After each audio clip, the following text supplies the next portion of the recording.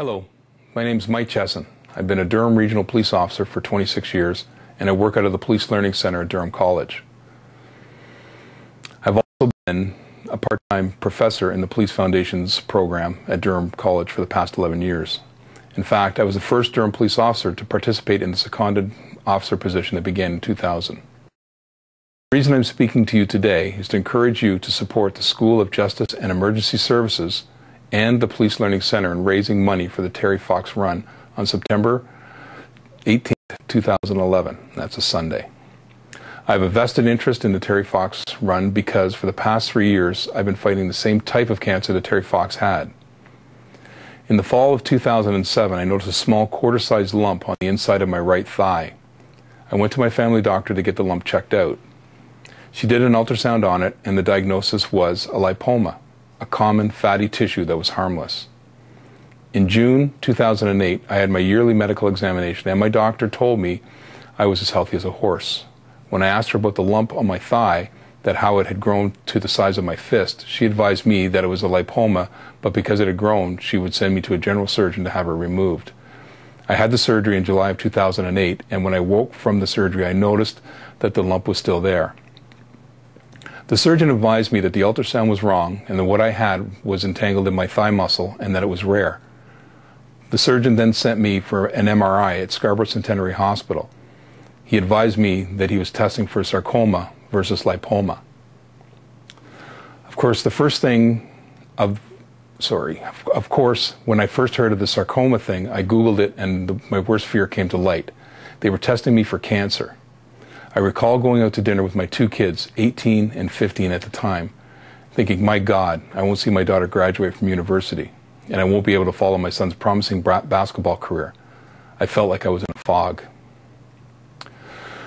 When the MRI results returned, the doctor advised me that what I had was out of his area of expertise, and they would have to refer me to a specialist in Toronto. A couple of weeks later, I had an appointment with Dr. Peter Ferguson at Princess Margaret Hospital. Dr. Ferguson is an orthopedic oncologist who specializes in sarcoma. Dr. Ferguson explained to me that I had sarcoma. I had never ever had lipoma. He told me that the sarcoma is a rare type of cancer that, in my case, attacks the soft cell tissues and gets entangled in the actual muscle. He advised me that it was treatable and curable, but I would have to have a biopsy within a week to confirm the type of sarcoma. And then I would have to undergo 5 weeks of radiation treatment at Princess Margaret Hospital, followed by a 6-week period for the radiation to take effect, and then surgery to remove the tumor and the muscles that it had affected. Following this meeting, my wife and I were on our way to meet our daughter, who had just started her first year at the University of Ottawa. This meeting was originally planned to welcome her to university, but that changed to tell her that I had cancer. It was not a good meeting. Of course, when I got home from Ottawa, I went straight to my son's basketball practice, and I had to tell him the news as well. And again, it was a very difficult thing for me to do. I started my radiation treatment in October, and I had to travel into Toronto on a daily basis. I had complete support from Durham Regional Police in that someone from the Police Learning Center brought me down and back to the hospital every day. Also, my colleagues at Durham College stepped up without question and took care of the classes I was teaching. Both Durham Regional Police and Durham College also gave me great emotional support throughout my whole ordeal. I had my first surgery at Mount Sinai Hospital in January 2009. It took 7.5 hours for the procedure, and Dr. Ferguson and his team removed the tumor the size of a 5-pin bowling ball. They also removed part of my quadricep muscles and hip flexors. From January to March 2009, I was going through rehabilitation, which included going to physiotherapy 3 times a week. Things seemed to be going fairly well at this point. The mobility in my leg was getting much better, and I felt pretty good. Dr. Ferguson was confident that he had gotten all of the cancer in my leg. I was scheduled for a CT scan and a follow-up doctor's appointment in March. I did the CT scan and had the appointment right afterwards. The doctor, this time was Dr. Deheshi, advised me that he was happy with the leg, but the CT scan had revealed spots on my lungs. With sarcoma, the only place that cancer will metastasize or spread is into the lungs. After several appointments, I went to see Dr. Thomas Waddell, a thoracic surgeon out of the Toronto General Hospital. He advised me that I had more than 3 spots on my lungs, and that was not good, that I had at least 5. There was There was nothing treatment-wise that could assist in getting rid of the spots. The only alternative was surgery. In August 2009, I had the surgery to remove the spots from my lungs. Dr. Waddell removed 3 wedges from my right lung. I was in the hospital for 4 days and went home to recuperate. I went to the follow-up meeting with Dr. Waddell, and he advised me that there was no sign of any more spots, but they could return at any time. Again, I began rehab with physiotherapy, and things seemed to be going well. I went for a CT scan and checkup again with Dr. Ferguson in December 2009. During this appointment, he noticed an irregularity on my right leg above my knee. As a precaution, he decided to send me for another MRI, just to ensure that there was nothing wrong. January 12, 2010, Dr. Ferguson walked in the examining room, and I could see that there was something wrong. He advised me that I had a recurrence of the sarcoma, which he had stated was as rare as the initial sarcoma, and I would have to go through the same procedures as I did in 2008. The only differences were that I would have to have radiation twice a day instead of once a day, and a nail would be placed inside of my femur because the radiation would likely make my femur brittle. Again, my colleagues from Durham Regional Police made arrangements for me to get down to the Princess Margaret Hospital, and of course they insured. I had surgery to remove the tumor and more of the quadricep muscles in April 2010, and the nail was put into my femur for support. Once again, I started rehabilitating, and things were going well until July 2010, when pain started developing in my leg. I saw Dr. Ferguson, who informed me that I had an infection in the leg, and he prescribed me some antibiotics. I was on the antibiotics until September, when I had another appointment with Dr. Ferguson. He advised me at this appointment that the infection had traveled up my leg via the nail into the femur, that would have cleaned, sorry.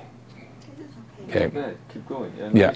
Okay, let me just, yeah, keep going. Yeah. And that he would have to clean the infection via surgery, a route he really did not want to go because the area in my leg that had to open up, lost a lot of its elasticity due to the double dose of radiation, and he was unsure of how it would heal.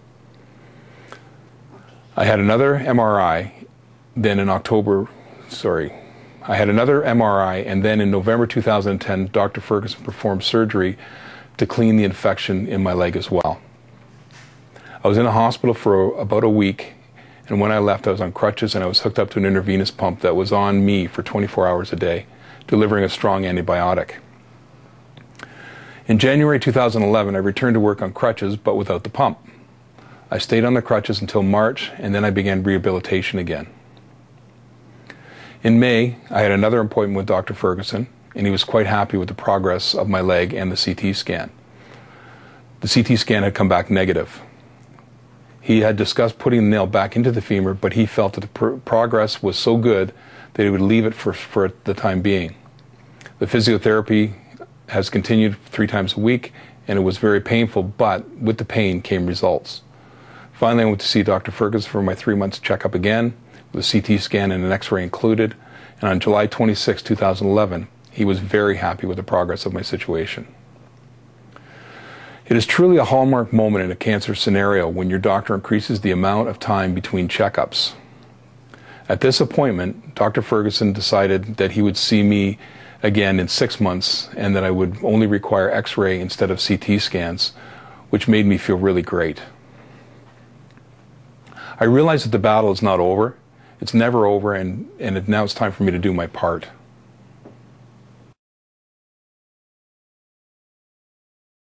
Okay. So my name is Dr. Peter Ferguson. I'm the head of the Sarcoma program at Princess Margaret Hospital. I'm an orthopedic oncologist who deals with patients with bone and soft tissue tumors at Mount Sinai Hospital and Princess Margaret Hospital. Can you tell us a little bit about what sarcoma is? Sure. So sarcoma is, in fact, several diseases, several types of cancer. Collectively, very, very rare. Only about 1 to 2% of new cancers in Canada every year are sarcomas. That amounts to probably about 300 or 400 new cases of bone tumors, bone cancer, and about 1,000 or 1,200 new cases of what are called soft tissue sarcoma every year.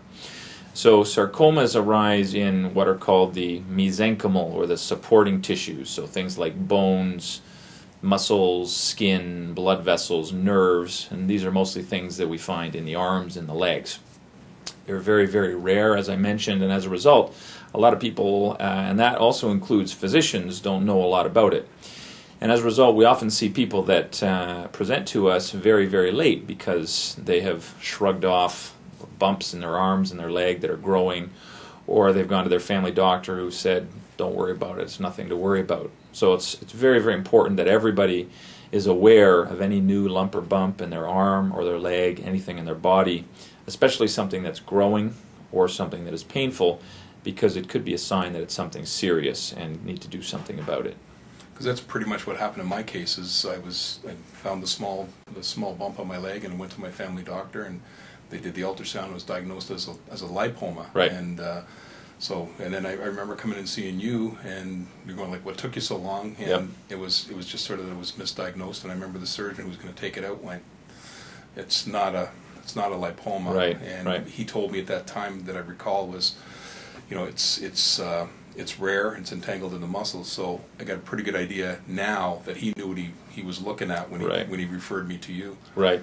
Yeah, they are very, very rare. There are only about 8 or 10 places in Canada that specialize in the treatment of sarcomas, and here at Mount Sinai and Princess Margaret Hospitals, we are the largest in Canada, probably the 3rd biggest in North America that deals with this type of problem. We handle probably between 30 and 40% of all patients with sarcoma every year in Canada. Mm-hmm. Probably the key to the treatment and to the outcome in sarcoma is what we call multidisciplinary care. So, as you know, you've seen not just myself, but you've seen radiation oncologists, you've seen lung surgeons and chemotherapy doctors, a multitude of people. And really the key is having many people who have the same interests and the same specialization together, discussing patients on a regular basis, and that's why Princess Margaret Hospital is so successful in our outcomes in dealing with patients like yourself, is because we every week we have meetings where we talk about people like Mike Chesson or somebody else who might come in, and if we're giving you an opinion on treatment, it's coming not just from myself, it's coming from the radiation oncologists, the chemotherapy doctors, the pathologists, the radiologists, and that's the only way to deliver sort of appropriate care in somebody who has very subspecialized and very unusual diseases. Oh, absolutely. I remember the conferences that we had with Dr. O'Sullivan, mm-hmm. and how in depth we got just with me, and I know about the meetings that you guys had, and it made right. me feel right. very important about it as well. Right. Now, something with the Terry Fox run and the money that it raises, how does that help you as a surgeon? Sure. Well, because of the rarity of sarcoma, it is difficult for us to generate funds in Canada to do the research that we need to do to try to cure these diseases. We're not like the breast cancer groups or lung or prostate cancer groups where they're very, very common, and therefore there is a lot of money available through various societies in order to fund research in those areas. So we don't have that a big sarcoma group available in order to generate funding. So we have to rely on things like the Terry Fox Run, or things like Princess Margaret, the Road Hockey to Conquer Cancer, or the Ride to Conquer Cancer. Money that we generate through donors, through events like that, in order to generate funding that we need to do the research. And we are doing very good research in areas looking at the causes of sarcomas, looking at different cellular bases for sarcomas. We're also interested in looking at complications of sarcomas. I do research into the effects of radiation on normal tissue, like soft tissue and bone, much as like yourself, and trying to find ways that we can overcome those complications of the treatment. We do a lot of work on quality of life outcomes, so not just the sort of the basic lab research, but more sort of quality of life or epidemiological studies to see how well patients do after they've had their treatment for their sarcomas. So there's a wide range of research activities that we are interested in, and that we present at international meetings Certainly, you know, the funding that you know we can secure through Terry Fox or through you know, donations through Princess Margaret go a long way towards supporting that. That's good. Yeah. What else I want to ask? Hey, we can cut this out too. Sure. So Terry Fox had sarcoma. Yes, he did. And so a lot of the research, I mean, we've gone from 1980 is when he basically made everything aware of all this stuff. Right. Like, how far have we come now from when he was diagnosed and when, you know, he had it into the lungs, and then sarcoma only will metastasize to the lungs as well. But how far have we come? Yeah, so we've come a long way in a lot of these diseases. So osteosarcoma, for example, which Terry Fox had, which is the main example of sarcoma. So 30 years ago, when Terry Fox had it, probably about between 95 and 100% of people died, and about 90% of people lost their leg or their arm, but usually their leg who had it. And these are usually teenagers or, you know, kids in their 20s that you know, have their whole life ahead of them. So in the last 30 years, we've been able to improve the outcomes of osteosarcoma almost more than any other cancer that exists. So today, if an individual, a teenager, were to get osteosarcoma, they would probably have between a 70 to 80% chance of beating the disease. That's unbelievable. And probably about 95% chance that they would have their leg. That's great. Yeah. And that's all like from research and funding Absolutely. and stuff like that. Absolutely. As well, so that's good. Now the problem is that we have hit a bit of a dead end. Okay, so for, you know, the numbers that I've given have been fairly static in the last 15 to 20 years. So we can get to that 70 to 80% mark, but we can't get to that 100%. And that's what, you know, all our interest in, you know, research focuses on, is we want to eliminate cancer. We want to eliminate sarcoma. You know, I'd love it if I was out of a job and I could not have to, you know, to operate on people. If we could find a cure where people take a pill and it disappears and nobody has to undergo, you know, radiation and surgery and everything like that. And we're getting there. It's slow. The main reason is that sarcoma, as I said, isn't one disease. There are probably about 50 or 60 different types of sarcomas, and so it's like finding the cure for 50 or 60 different types of disease all at once. Yeah. So it is difficult, but we are making progress. Well, I know myself just from the care that I've gotten from all three hospitals. It's just been phenomenal, and I've never had a chance to really do this, Dr. Ferguson, but I want to thank you very much for everything that you've done for me, and because, I mean, I know I've gone through a lot of things here in the last 3 years, but you guys have certainly made it a lot easier ride than what it could have been in that as well. So I want to thank you very much. My pleasure. Thank you. My pleasure. All right. Thanks, Mike. Okay. Dr. Ferguson is not only a great doctor and a surgeon, but he is also participates in many fundraising activities for cancer research. He has participated in the Ride to Conquer Cancer, $1.5 million for Princess Margaret Hospital this year alone. And he also raises money for cancer research in the Road Hockey to Conquer Cancer. Dr. Ferguson and doctors like him not only inspire me to get better, but they inspire me to help them get the tools that they need to do the magic that they do. The best way I see to help them is to help them raise money to get them the equipment that they need. We all have emotional cancer experiences with family, friends, or colleagues. My story is not a story of sorrow, but a story of success. Not so many years ago, I was unsure whether I would have been able to see my daughter graduate from post-secondary education. But I've seen her graduate from Durham College and the Police Foundation's program. I actually presented her with her diploma on stage.